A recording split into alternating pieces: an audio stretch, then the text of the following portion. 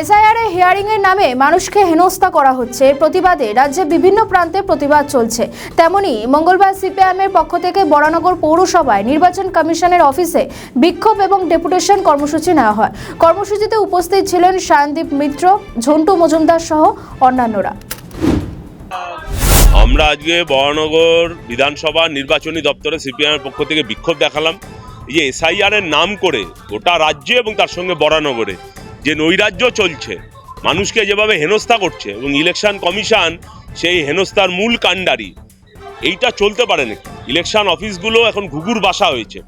একদিকে BJP election অফিসকে নিজেদের প্রয়োজনে ব্যবহার করছে, ভোটার লিস্ট আসলে ভোটের রেজাল্ট তৈরি করবার জন্য ভোটার লিস্টকে ব্যবহার করা হচ্ছে। এটা বিজেপির ডেঞ্জারাস ট্রেন্ড। আর আইপ্যাক যেভাবে ইলেকশন অফিসগুলো দখল করে তৃণমূলের পারপাস সার্ভ করবার জন্য ব্যবহৃত হচ্ছে, এবং ইলেকশন কমিশন তৃণমূল নিজেদের মধ্যে বোঝাপড়া না থাকলে যেভাবে সমস্ত শুনানি কেন্দ্রগুলো তৃণমূলের বিধায়ক এবং কাউন্সিলররা দখল করে নিয়েছে, এটা সম্ভব নাকি? আমরা এই সব ব্যাপারে আর মানুষ হেনস্থা হচ্ছে, মানুষকে হয়রানির শিকার হতে হচ্ছে। এখনো প্রতিদিন লজিক্যাল ডিসক্রিপেন্সির তালিকা বাড়ছে। এসব কি চলছে? ফাজলামি হচ্ছে ইলেকশন কমিশনের নাম করে। সেই হুঁশিয়ারিটা দিতে আমরা ইলেকশন কমিশনের দপ্তরে আজকে এসেছিলাম বরানগর বিধানসভা।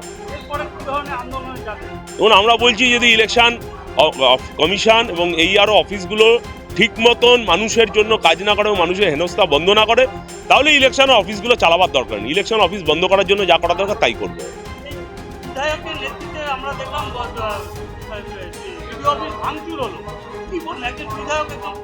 এইটাই তো, মুখ্যমন্ত্রী বিধানসভা ভাঙচুর দিয়ে তার রাজনৈতিক যাত্রা শুরু করেছিল। আর মুখ্যমন্ত্রীর দলের বিধায়করা দু একটা বিডিও অফিস ভাঙবেন, এটা হয় নাকি?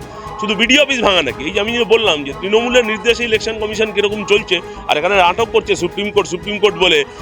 এই বরানগর বিধানসভার বিধায়ক প্রতিটা হিয়ারিং স্টেশনের ভেতর ঢুকে সেখানে সোশ্যাল মিডিয়ায় কভার করে তার চামচা বেলচা নিয়ে অবাধে ঘুরে বেড়াচ্ছে, কাউন্সিলররা ঢুকে যাচ্ছে।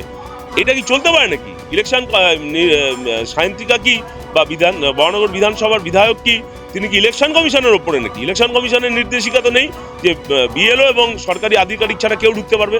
তিনি ঢুকে যা খুশি তাই করছে। বিধায়কদের এই নৈরাজ্য তৈরি করবার পারমিশন রাজ্যের মুখ্যমন্ত্রী দিয়েছেন, আর নির্বাচন কমিশন ঠুটো জগন্নাথ তারা মজা দেখছে।